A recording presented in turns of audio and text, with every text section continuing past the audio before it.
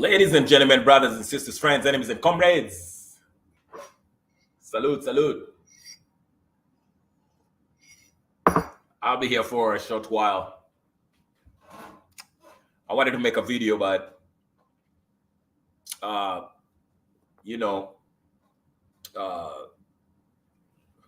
am I going to say? I was about to make a video, but the editing and all that takes time. So I would rather just go live and ramble, rant, and rave for 2 minutes or so, then leave. Okay? So hopefully, the message is sent. Anyway, sorry, I'm kind of out of sorts, but bear with me. That's why I'm drinking coffee.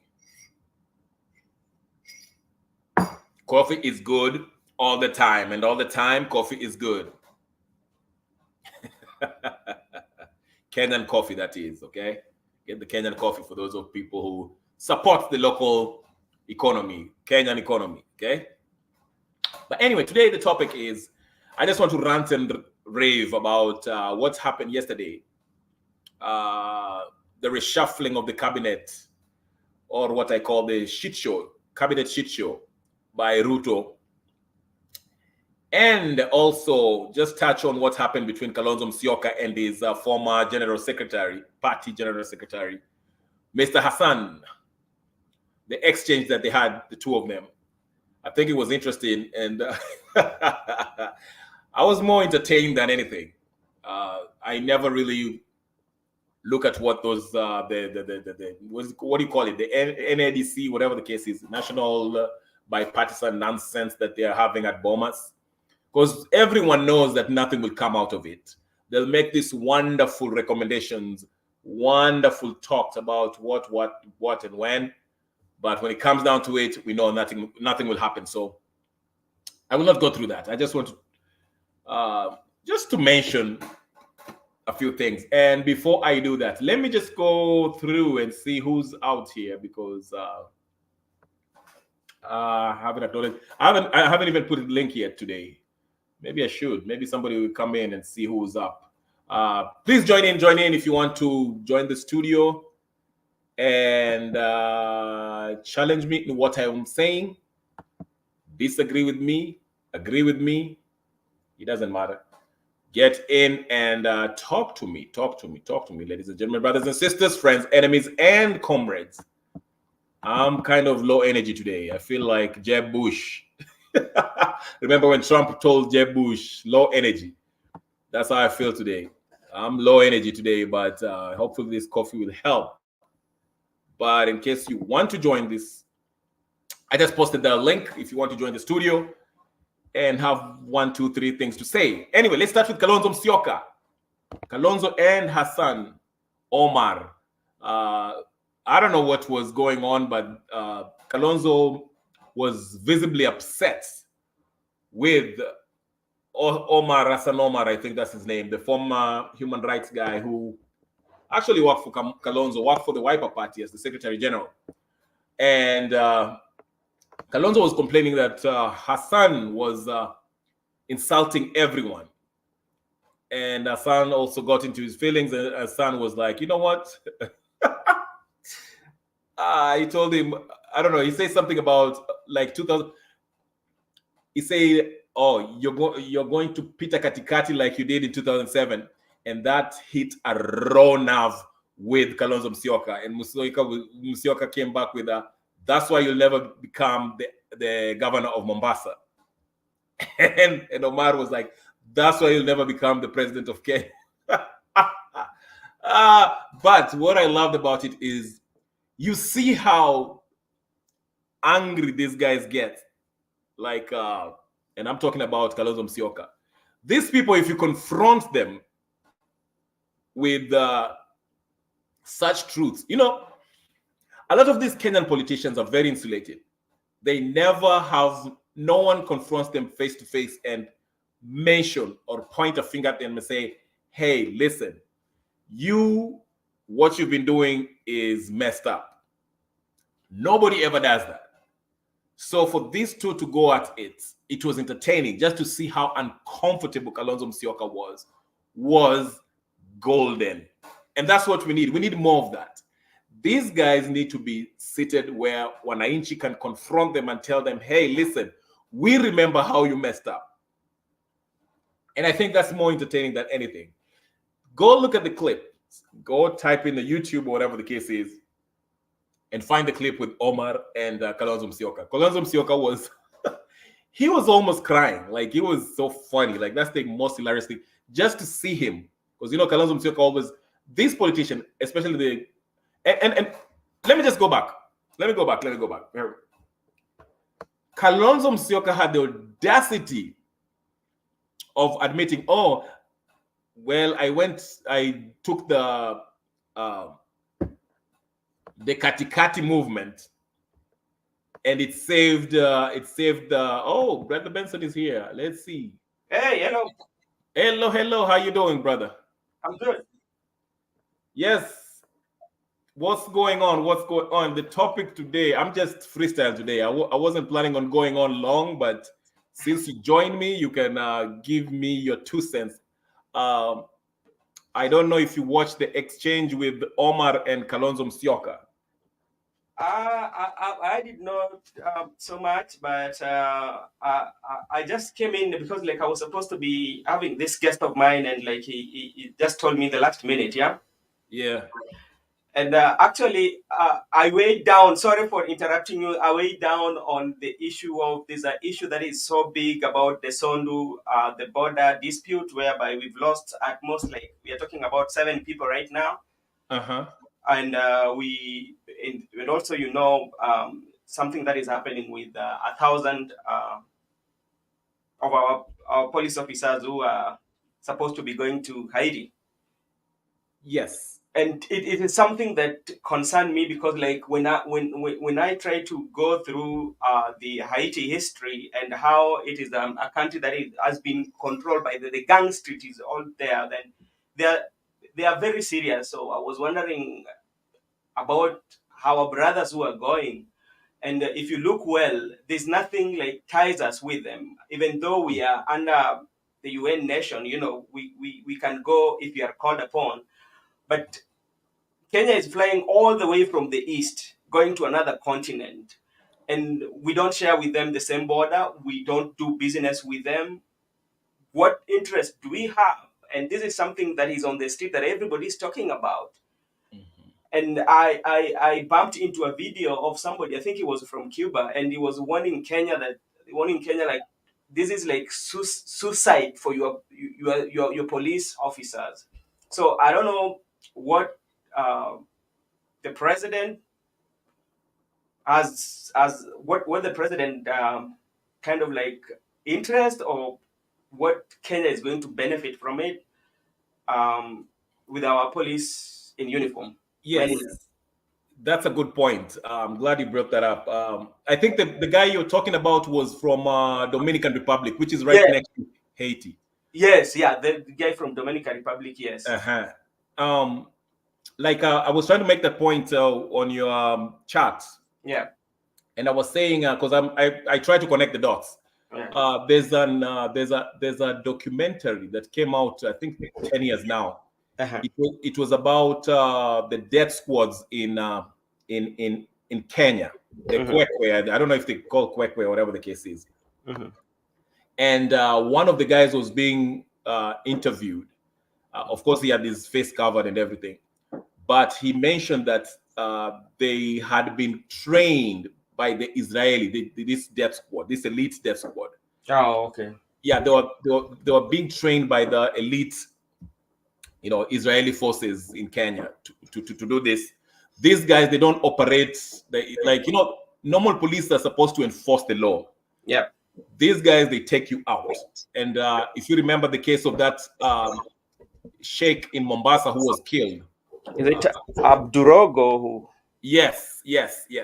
So yesterday I saw a tweet by one of the politicians, I forget who was saying that the forces that are going to be, the police forces that are going to be sent in Haiti are not going to be a regular police officer, you know, which is fine, but still I'm against it because, again, you make a good point. Why should we have Kenyan forces being sent all the way across the world to try to stabilize Haiti, while we have, they have the Dominican Republic right next to them. I mean, U.S. forces. This is a U.S. operation basically because the leader, the leader who does not even control the whole Haiti, because the gangs are mostly controlling Haiti right now. Yeah. But anyway, the U.S. is trying to control because it is said. I mean, if you're a conspiracy theorist, the previous president who was killed, the Haitian president, Haitian president that was killed, he was killed because he wasn't playing along the interests of the Americans. And if you know the history since 1990, not even 1994, going back after the French, how they defeated the French, and U.S. has always wanted to control Haiti, and there has been a lot of coup d'état. They even tried to join the AU, if you remember, but the AU rejected the application. They wanted to join to be part of Africa, if you can remember that. I think it was early last year. But anyway, so this is what I was trying to make, the point I was trying to make. And I'll send you a book, my friend. I'll send you a book. There's a book that I need to get to. I don't know when is your birthday. I want to get it. But anyway, it helps us understand how US operates. This is what I was saying. With Ruto getting into these contracts, whether it's trade and other cooperation with the US, and I was making this point that Kenya does not, historically, we don't have like civil war. I mean, we have that issue of Somali. We have forces that we have sent in Congo, but we are never really in a war. And we have always collaborated with the US and British in military training. They train our forces, they train our police.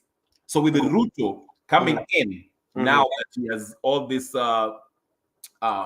trade deals with US, and I'm going based on the book that I'm telling you by the economic hitman. Part of the deal is because US they're stretched militarily. As you know, some of them are in Europe, some of them are in Congo. They don't have enough people to take care of this. So countries like Kenya, if they have somebody who's a collaborator like Ruto, they'll ask somebody like Kenya to give them a couple of troops, whether it's army or police forces, to go help them to control the situation in Haiti. That's why you see, that's why we ask ourselves, why Kenya? Why Kenya? There's there's so many countries within that can help the situation, but they're not willing. So US is using Kenya, and because Ruto should be the one who's standing up and saying, no, why should we go there? You should send the UN troops. But let me ask you. Remember when the Somalis, the terrorists used to attack the Kenya at the coast, and they ended up even abducting some of the tourists. And then was the president, the late His Excellency Mwai Kibaki, and he went through the parliament, and the military is outside of Kenya. That should have the approval of the legislative body. Okay, ideally. But again, like Kibaki did, it went through them. But again, this parliament, you see who's controlling the National Assembly?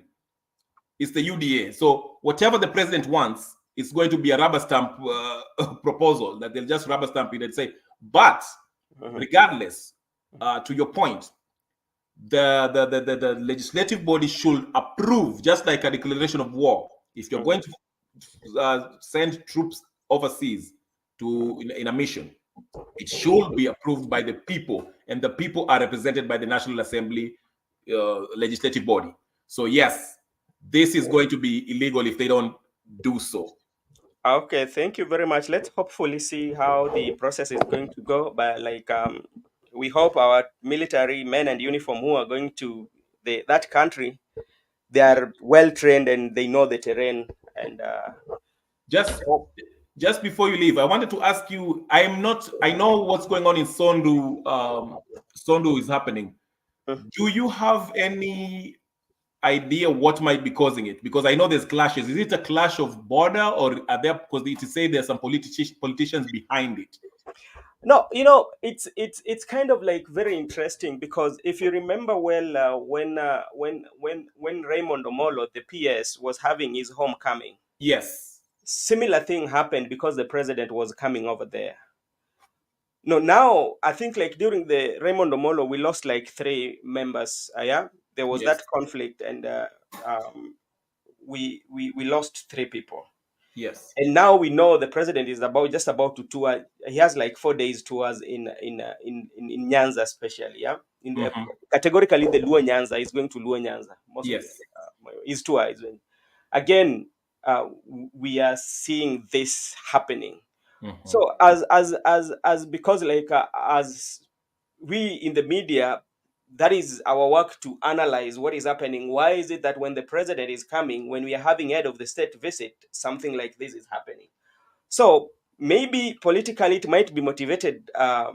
In politics, there's some leaders in a political circle are trying to do this for their benefit. Hmm. But the worst part of it is that the majority of people who are losing their life are people coming from the Nyanza side. Those are the majority when you look at the statistics of the people who are losing their lives. Yes. Yeah, so that is quite worrying. Whether Hmm. it is a boundary dispute or whatever it may be. But even if you look at the history of Sondu, that boundary dispute, this thing has been over there for almost 60 years.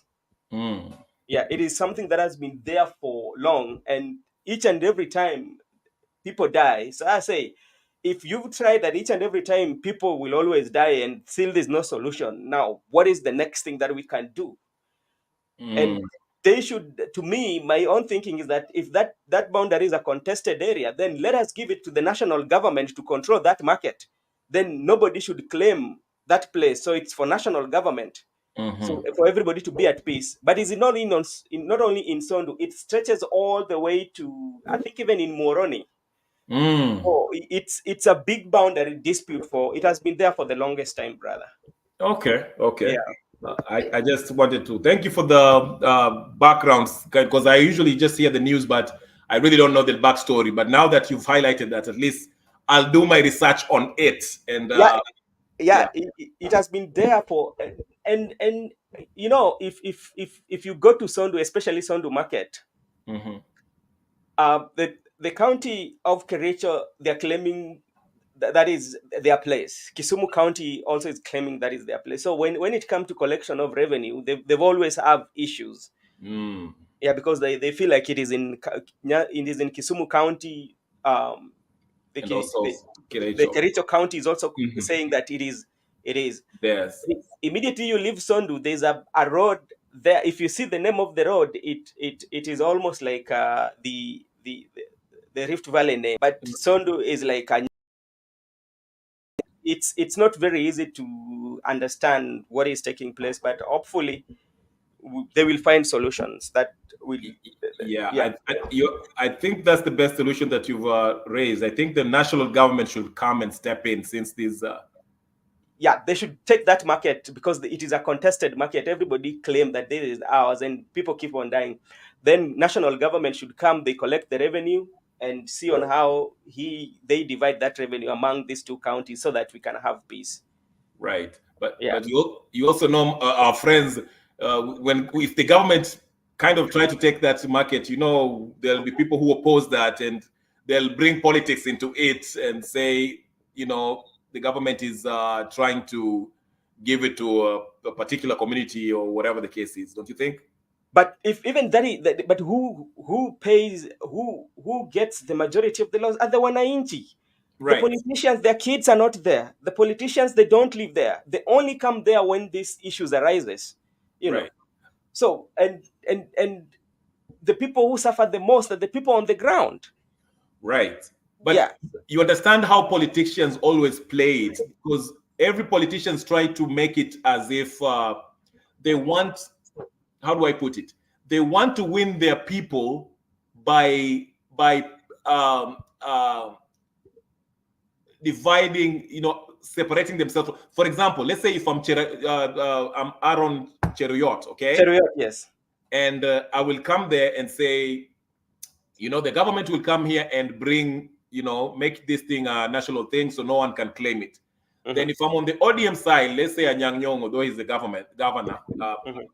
I might say, you know what, the people from Rift Valley are taking our market, so, and they're using the government force to do so. So, you see what I'm saying? Like Yeah, both sides, yeah, I do understand. Everything that happens in Kenya, mhm, it usually goes politics. It might right, start on a very good footnote, but yes. as time goes, the politicking will always come in. Once the politics in it, then the solution is not going to be found. The solution will be postponed. Then when it happens again, then they pick it from there. So that's how it has always been. But I Yeah. think, like, for how long will we keep on losing lives each and every day for something that we can sit down as human being in dialogue and say, okay, these are the resolutions, you know? So Anyway, that will be the perfect discussion for the national dialogue, whatever that are sitting in Bomas, to make it yeah, an agenda for them to agree on the Sondu issue yeah, rather that than one. argue of creating offices. I think those are the issues that they should be speaking. But sorry, I don't mean to hold you back. Just let me know if you are ready to go. I don't want to Okay, wait. thank you. Thank you. Thank you, Brother Benson, for joining. For those of you who don't know who Brother Benson is, he has a really nice, good YouTube channel. Go subscribe there. He's always interviewing interesting people, young, old, whatever the case is. Very interesting people that gives a different perspective on Kenyan politics. Some of them are actually active MCAs, active political activists, and so forth, so forth. So if you don't know who he is, if you care about Kenyan politics, Brother Benson is the guy. He's more fair-minded than most people. I tend to be more, I kind of, not take sides, but I'm more confrontational. Brother Benson is more like, let's find solutions, which is a wonderful approach. But anyway, ladies and gentlemen, brothers and sisters, friends, enemies, and comrades, it's been wonderful. I didn't even plan on this live. I just jumped in here to speak, and Brother Benson jumped in and had a really nice discussion. So that's made my day. Anyway, if you haven't subscribed in my channel, my name is Kenya Revolutionary. Go find me on YouTube. Just search on YouTube. I'm right there. I'll try to get live every day so we can talk on the hottest topics in Kenya. And if you really want to have a discussion, log in. I always have the link there. So don't feel free. Hit the link, log in, show your face. Let's discuss. You can disagree with me, agree with me, whatever the case is. Or even you can even troll. This is the only few places where you can even troll, okay? But anyway, ladies and gentlemen, brothers and sisters, let me see here. Where is this guy? Oh shoot. Where is he?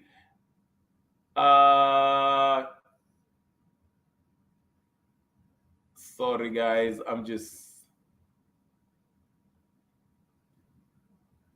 I'm trying to find something.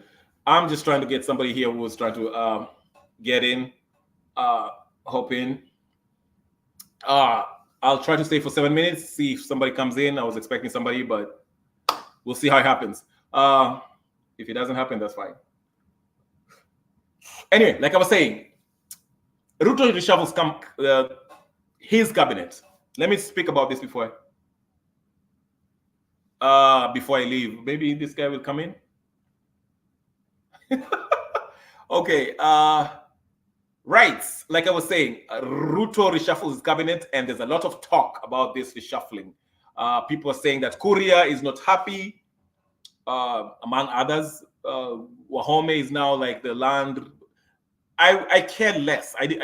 To me, okay, this is my take. Okay, if you care about my view, which I think is my opinion is just as valid as yours. Okay. All Ruto did was basically, which is reshuffling, basically, moving people around. Okay, moving people around. There's a lot of competence issue with individual personalities that he's moving around. I mean, no offense to Gladys Wahome, whatever her name is, Wahome.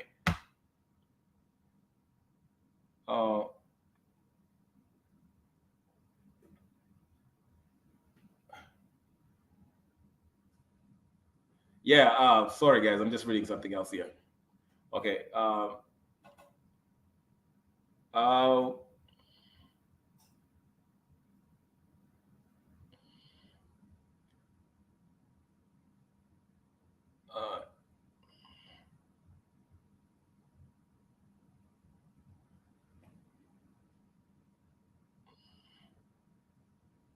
uh, sorry, guys.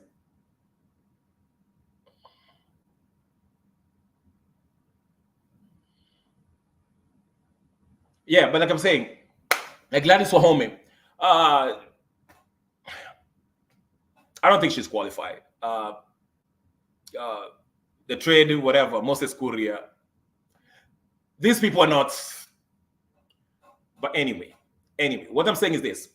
What I would like to tell Kenyans is this. This is the reality. This government is heavily influenced by outsiders, foreigners. I had the interview with Raila Odinga yesterday with part of it, not all of it. Well, he was saying that there were external factors that play a role into helping Ruto become the president. Uh,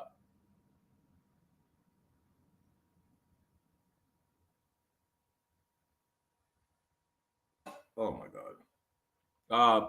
But anyway, I'm a bit distracted right now, so I'll end this live right now because I have so much things going on right now.